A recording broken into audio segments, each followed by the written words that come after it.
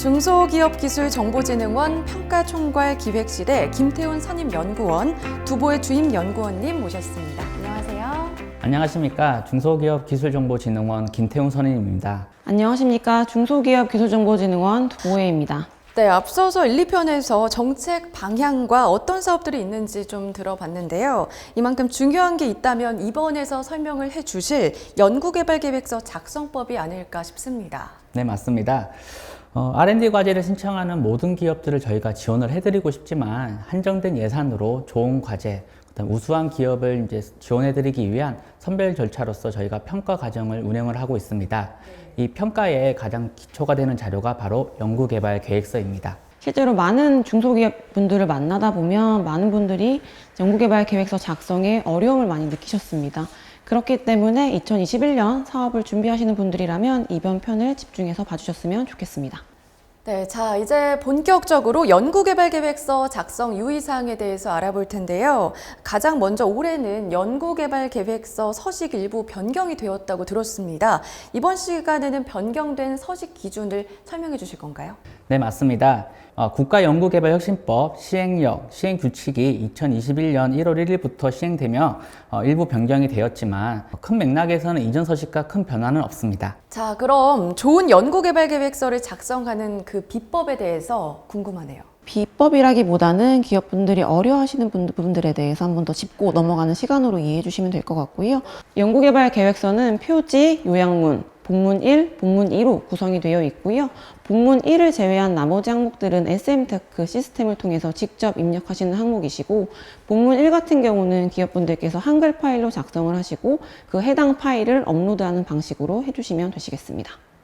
저희는 우선 한글 파일로 작성하시는 본문 1에 대해서 설명을 드리고 잠시 후 온라인 입력 방법에서 표지, 요약문, 본문 2 등 전산 입력 사항에 대해 설명해 드릴 예정입니다. 중소기업 R&D의 주된 평가 지표는 기술성과 사업성입니다. 기술성 부분은 개요 및 필요성, 기술개발 내용 및 목표, 그리고 기술개발 추진 방법 및 추진 체계, 그리고 활용 방안, 개발 후 기대 효과 등에 대해서 작성을 하시게 됩니다. 사업화의 경우 해당 기술의 국내외 시장 규모, 그다음에 수출입 현황, 개발 후 주요 판매처, 그리고 사업화 계획의 실현 가능성에 대해서 판단하게 됩니다. 추가로 각 사업별 특성화된 지표가 포함될 수 있으므로 각 세부 사업별 공고에 포함된 평가 항목을 꼼꼼하게 확인하셔야 됩니다. 네, 중소기업 R&D 사업의 경우 상용화를 목적으로 지원이 되기 때문에 아무래도 결과물로 인한 경제적, 사회적 성과가 발생할 수 있느냐 하는 점도 선정평가의 포인트가 될 것 같습니다. 자, 이제 계속해서 본문 1입니다. 우리 중소기업들이 작성해서 SM테크에 업로드해야 될 그런 부분이기도 한데요. 작성하셔야 하는 항목들을 하나씩 검토해 보도록 할게요. 작년과 비교해서 설명을 드리면 사업계획서 파트 2가 본문 1로 바뀌었다는 부분입니다. 그래서 본문 1에 대해서 작성하실 가장 첫 번째 부분은 연구개발 과제의 목표 및 내용입니다. 기존의 성능지표 등 정량적 목표를 기재하고 정성적인 부분들을 서술을 해주시면 되시는 항목인데요. 다만 연구개발 기간을 고려해서 너무 높은 수치를 잡으시거나 반대로 너무 낮게 기존에 개발되어 있는 항목들을 잡으신다고 하시면 이 부분은 감점 요인이 되니까 꼭 인지해 주시면 되시고요. 단계별 목표 역시 사업의 각 단계별 기간 내에 달성할 수 있는 실현 가능한 목표를 직접 작성을 해주셔야 됩니다.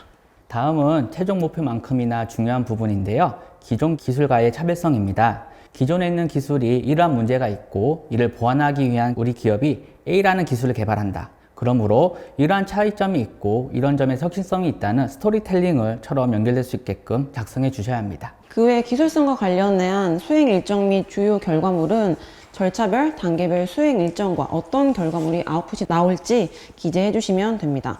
필요에 따라서 간지 차트로 작성하셔도 무방합니다.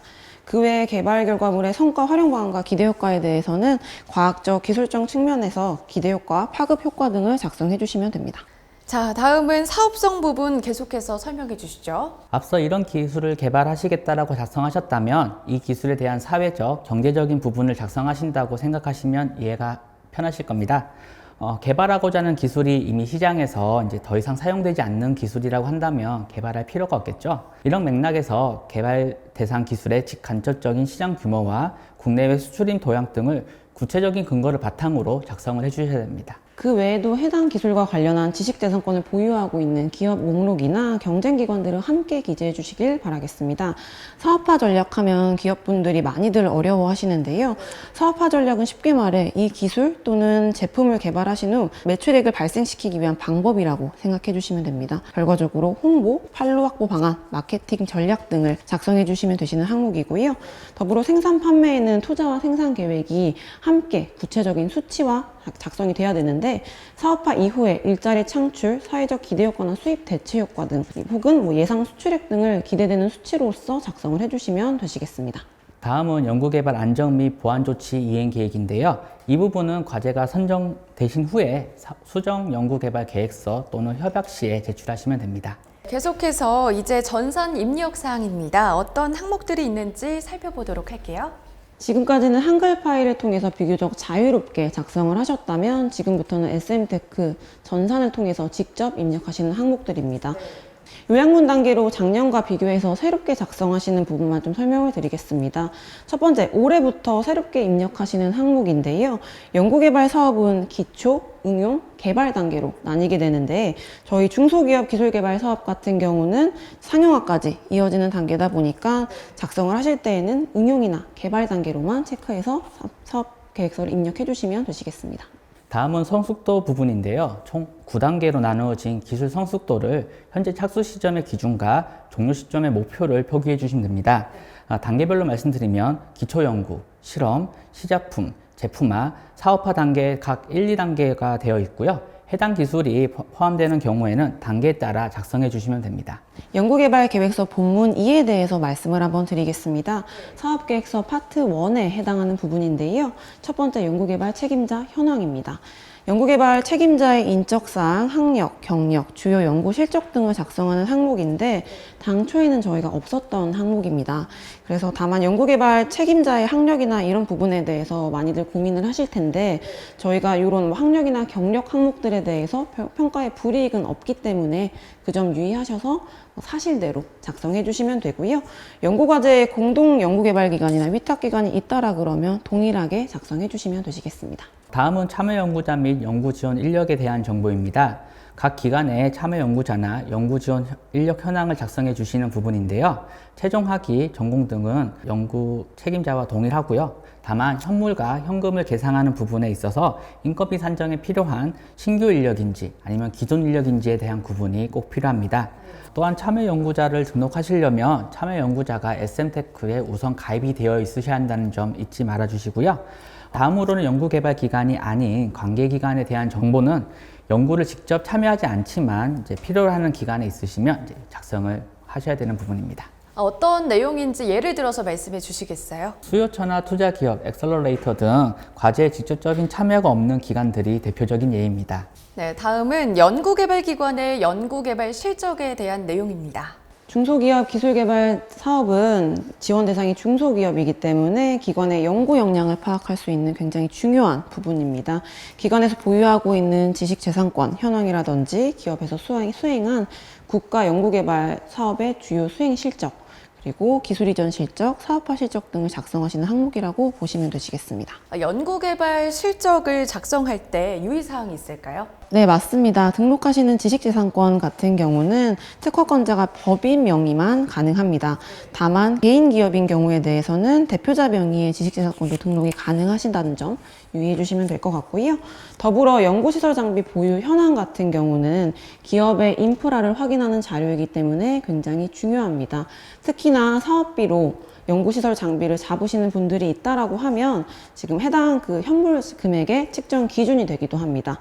따라서 연구개발 착수 이전부터 갖고 계신 장비는 구입가액의 20% 이내여야만 가능하신다는 점 유의해 주시면 되시겠습니다. 네, 기업들이 개발 목표나 사업화 전략도 중요하겠지만 연구개발비 부분도 중요한가요? 네, 맞습니다. 제안하신 연구개발 계획에 상응하는 연구개발비인지 또는 각 항목별로 과다하게 잡힌 것이 아닌지를 평가 시에 검토하게 되어 있습니다. 이러한 부분들에 의해서 신청된 사업비가 삭감되는 사례도 있습니다. 그렇군요. 그렇다면 어떻게 작성해야 할까요? 네, 제가 계속 설명해 드리도록 할게요. 연구개발비 지원 부담 계획은 지원을 희망하시는 정부 지원 연구개발비와 기관에서 부담하시는 연구개발비를 작성해 주시면 됩니다. 정부 지원 연구개발비는 개별 사업에 따라서 총 지원 규모, 그다음에 연차별 지원 규모가 모두 다르기 때문에 사업 공고를 꼭 확인해 주셔야 하고요. 기관 부담 연구개발비는 이전에 민간 부담금으로 불렸습니다. 정부 지원금과 매칭하여 현금과 현물 금액을 이제 작성해 주시면 됩니다. 이렇게 총 사업비가 결정이 되고 나면 이 총액을 가지고 어떻게 사용하실지 구체적으로 작성하시는 항목이 바로 지금부터의 설명입니다. 연구개발 기관별 사용계획과 연차별 사용계획을 작성을 해주시면 되는데요. 연구비의 각 항목의 합계와 기관별 합계가 앞서 작성하신 총액과 일치하셔야 합니다. 마지막으로 연구시설 장비의 구축 및 운영 계획입니다. 연구개발비를 활용해서 연구시설 장비를 구축하실 계획이라고 하시면 그 금액이 3천만 원 이상인 경우에 대해서는 반드시 작성을 해주셔야 합니다. 네, 다음은 평가 기준과 평가 방법인데요. 본문 1에서 최종 목표를 작성한 것 같은데요. 네, 맞습니다. 잘 기억하고 계셔주시는데요. 본문 1에서는 최종 목표를 서술식으로 작성하셨다면 본문 2에서는 최종 목표와 관련된 사항들을 객관적으로 수치화해서 작성하시는 항목이라고 봐주시면 되시겠습니다. 개발 결과물의 성능 지표를 달성했는지에 따라 최종 평가의 성공과 실패가 나뉘기 때문에 굉장히 중요하게 작성해 주셔야 됩니다. 개발하는 그 연구 내용에 대한 성능과 단위, 그리고 전체 과제에서 그 해당 지표가 차지하는 비율들을 직접적으로 작성을 해주시면 되고요. 해당 기술이 개발하고 있는 기업에서 갖고 있는 기술 수준이 있을 거 아니에요. 그래서 그 해당 수준들로 작성을 해주시면 되시겠고요. 그리고 어떤 방법으로 어떤 조건에서 이 해당 성능을 평가하겠다라는 지표들을 작성을 해주시면 되시겠습니다.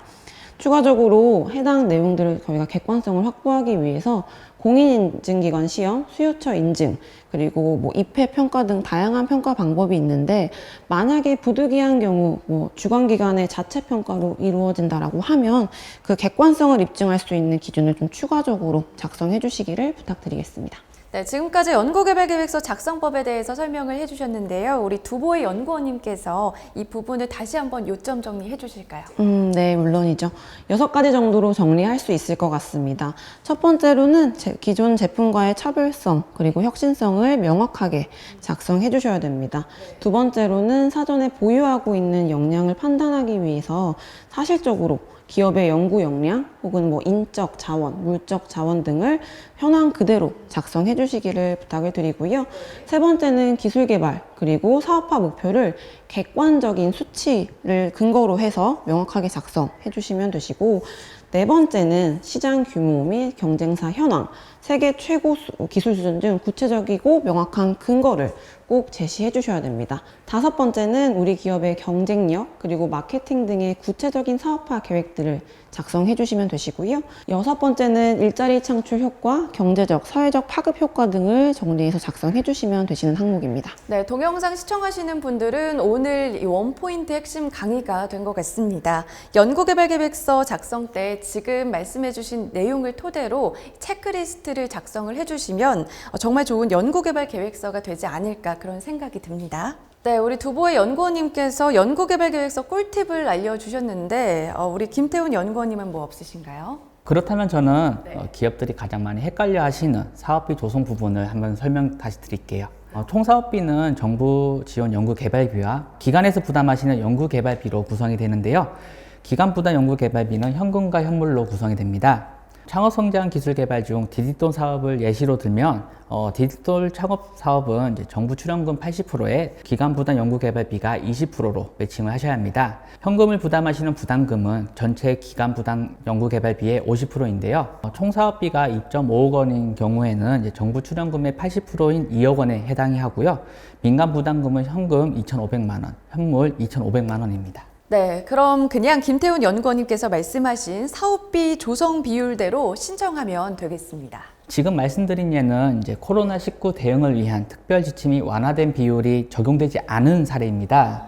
세부 사업 공고 시 코로나19 특별 지침이 적용되는 비율이 달라질 수 있으니까요. 계산식만 참고를 하시면 될 것 같습니다. 코로나19 대응을 위한 특별 지침은 뭐죠? 제가 설명드릴 텐데요. 장기간 코로나19가 지속이 되면서 중소기업인들이 많이 어려움을 겪고 계십니다. 그렇기 때문에 저희 중소기업인들 분들께서 R&D 부분에 특히나 더 어려움을 겪고 계신데 그 부분을 좀 부담을 덜기 위해서 저희가 준비한 내용입니다. 역시 중소벤처기업부 빈틈이 없네요. 코로나19 대응을 위한 특별 지침 주요 내용은 4가지로 정리해 볼 수가 있는데요. 첫 번째는 연구기관의 부담금 비율 완화입니다. 두 번째는 중소기업 기존 인력 인건비는 원래 현금 지급이 안 됐는데 현금 지급이 가능하도록 내용이 완화가 됐고요. 세 번째는 기술료 납부 유예, 마지막으로는 정부 출연금 조기 지급입니다. 이게 그럼 계속 적용이 되는 건가요? 저희가 코로나19 특별 지침 같은 경우는 2021년 말까지 적용할 예정입니다. 그 밖에 우리 중소기업들이 알아야 되는 사항이 또 있을까요? 또 당연히 있습니다. 청년 채용 활성화를 위한 제도입니다. 과제 수행 기간 동안 정부 출연금이 4억 원을 초과하는 과제는 반드시 한 명의 청년 인력을 의무적으로 채용하여야 하며 1년 이상 고용 상태를 유지하여야 합니다. 더불어 의무 채용 후에 추가로 채용하는 청년 인력을 신규 채용할 경우에는 현금으로 납부하시는 민간 부담금에서 인건비만큼을 현물로 대체가 가능합니다. 여기서 청년 인력은 15세부터 34세에 해당하는 참여연구원입니다. 아니 그럼 34세를 초과하는 경우는 어떻게 해야 되나요? 그 부분은 걱정 안 하셔도 되는데요. 만 34세 초과의 인건비는 90% 이내로 계산만 하신다면 현금으로 인건비를 산정하실 수 있습니다. 정말 연구개발계획서 작성부터 사업비 조성, 코로나19 지침, 청년 채용까지 이거 너무 내용이 많아서 자료를 한번 다운을 받아서 정리를 해야 될 것 같습니다. 동영상을 통해 설명드리는 내용은 SM테크 공지사항을 통해 업로드할 예정이며 필요하신 기업에 대해서는 다운받아서 활용하실 수 있게끔 해드릴 예정입니다. 네, 사업계획서 작성 방법에 이어서 중소기업에서 가장 중요한 온라인 사업 신청 방법에 대해서 소개를 해드릴 텐데요. 지원 사업에 대해서 온라인 신청을 하면 많이 편리하실 것 같아요. 온라인 신청에 앞서서 준비해야 되는 그런 사항은 뭐가 있을까요? 네, 우선 중소기업 R&D 지원 과제는 저희 SM테크에서 신청을 하셔야 됩니다. 실제 과제 신청에 앞서서 가장 먼저 하셔야 될 부분은 마이페이지에서 기간정보 관리를 등록을 하셔야 되는 부분인데요. 입력된 정보는 과제 신청 시 자동으로 가져오기 때문에 반드시 기간정보 등록을 잘 해주셔야 됩니다. 간혹가다 이런 정보 업데이트를 제대로 하지 않으셔서 과제 선정과 관련된 일정, 평가 결과 등을 받아보시지 못하는 경우도 있으니까요. 반드시 업데이트를 잘 해주셔야 됩니다. 네, 신청하려는 기업은 기관정보 등록을 선행해야 신청을 할 수 있겠다는 그런 말씀을 해주셨는데 그렇다면 실제 신청 절차는 어떻게 이루어지나요? 온라인 신청 방법은 크게 3가지로 구분됩니다. 첫째, 연구개발 계획서 표지, 둘째, 과제 요약문, 셋째는 앞서 말씀드린 본문 1에 대한 내용입니다. 가장 첫 화면에서는 이제 저희가 과제명과 핵심 기술을 이제 작성하시는 화면이 나옵니다. 과제 번호는 사업 시청서를 작성하실 때 자동으로 업로드 되기 때문에 이제 이 부분을 넘어가시면 되고요. 기업체 정보 입력 시에는 아까 말씀드린 이제 기간 정보 등록이 완료되셨다면 또 자동으로 따라오는 부분입니다. 기간 정보를 입력하셨다면 다음으로는 연구 개발 기간, 그다음에 기술 개발 개요 등을 적도록 되어 있습니다. 네, 첫 번째 단계에서는 결국 사업 신청의 전반적인 내용, 또 아주 핵심적인 부분을 작성하는 것으로 볼 수 있겠습니다. 네, 맞습니다.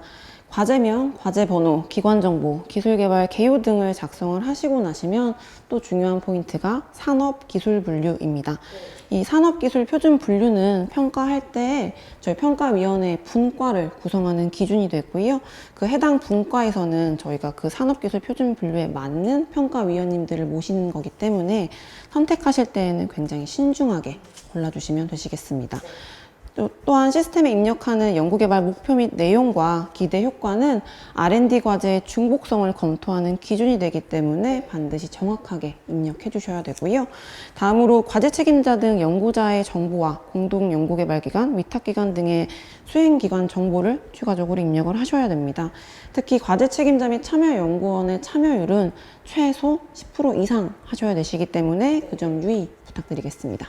두 번째 단계는요, 수행기관 정보, 참여연구원 정보 등 이 수행 주체에 대한 정확한 정보를 입력하는 단계라고 생각을 해보시면 되겠습니다. 네, 마지막으로 사업비 내역과 제출 서류를 등록하는 그런 화면이 나올 텐데요. 이에 대한 답변을 부탁드리겠습니다. 네, 마지막 단계는 사업비를 입력하고 각 사업의 공고에 맞게끔 필요로 하는 서류를 제출하시는 단계라고 봐주시면 되고요. 이때 앞서서 작성하신 본문 1도 업로드를 해주시면 되시겠습니다. 최종 제출 서류 업로드 전에 과제 권한자를 지정하는 화면이 나옵니다. 향후 과제 신청 현황 조회 또는 협약 변경 등 과제 관리에 대한 권한이 부여되는 거기 때문에 반드시 해주셔야 합니다. 연구개발 계획서를 업로드하시고 제출하기 버튼을 누르시면 입력되신 내용은 자동으로 PDF로 생성이 되고요. 세부 사항은 업로드된 파일로 확인이 가능합니다. 네, 이렇게 들으니까 정말 이해가 쉽게 되는 것 같습니다. 총 3단계 지원 입력 페이지가 나오고 또 세부 서류들은 최종적으로 업로드하면 되는 건데 제출 완료 후에 수정은 불가능한가요? 과제 신청 동안에는 언제든지 수정이 가능하고요. 다만 수정 시에도 제출하기 버튼을 꼭 눌러 주셔야 합니다. 누르지 않으면 지원 완료가 된 것이 아니기 때문에 이 점을 꼭 유의해 주시면 되시겠습니다. 수정하기를 누르시고 과제 제출은 꼭 눌러주셔야 합니다. 다시 제출하기 버튼을 누르시지 않아서 저희가 과제 접수가 안 되는 사례가 매년 발생을 하고 있는데요. 접수 마감 이후에 확인하시고 저희 쪽에 연락을 주시지만 저희가 어떻게 해드릴 수 있는 방법이 없는 상황입니다. 이런 사례를 방지하기 위해서는 꼭 제출하기 버튼을 반드시 눌러주시기 바랍니다. 네, 그렇군요. 그렇다면 수정을 하더라도 최종적으로는 제출하기 버튼을 꼭 누르셔야 될 것 같습니다. 지금까지 설명해 주신 것 외에 유의사항은 또 뭐가 있을까요? 과제명을 작성하실 때 멋진 과제명을 쓰시는 경우가 있는데 실제 평가에서 이제 과제명과 과제 내용이 맞지 않는다 또는 과제명에서 개발하고자 하는 내용이 보이지 않는다라는 내용이 종종 있습니다. 과제명은 연구개발 계획서를 포괄할 수 있는 내용으로 작성해 주시기 바랍니다. 단계는 참 간단한 것 같지만 주위에서 찾아볼 내용들이 꽤 있는 것 같습니다. 단순히 온라인 신청 절차에 따라서 입력하지만 말고 또 공고별 사항들을 꼼꼼히 읽어보시는 게 도움이 될 것 같습니다. 다만 앞서도 말씀을 해주셨지만 2021년 1월 1일부터 국가연구개발혁신법이 시행되는 것으로 알고 있습니다. 이에 따라 변동되는 사항은 또 뭐가 있을까요? 꽤 많이 있는데요. 진행자님 말씀해 주신 것처럼 저희 국가연구개발혁신법 시행령, 시행규칙이 2021년 1월 1일부터 적용될 예정입니다. 이에 따라 모든 국가연구개발 사업은 동법을 적용받도록 되어 있는데요. 그렇기 때문에 현재 설명드린 신청 화면은 국가연구개발혁신법에 맞춰서 개선 중에 있습니다. 그래서 오늘 보신 온라인 신청 방법은 절대적인 것이 아니라 일부 변경이 있을 수 있다는 점 유념해 주시고요. 향후에 화면 개선, 규정 개정 등이 완료되는 대로 기업분들께서 편안하게 사용하실 수 있도록 시스템 이용 매뉴얼을 SM테크 공지사항을 통해 다시 한번 안내드리도록 하겠습니다. 네, 바뀌는 부분에 대해서는 우리 기업주 분들이 혼란이 없도록 안내가 적절하게 되어야 될 것 같습니다. 우리 중소기업 대표님들께서는 잘 이해해 주시리라 믿겠습니다.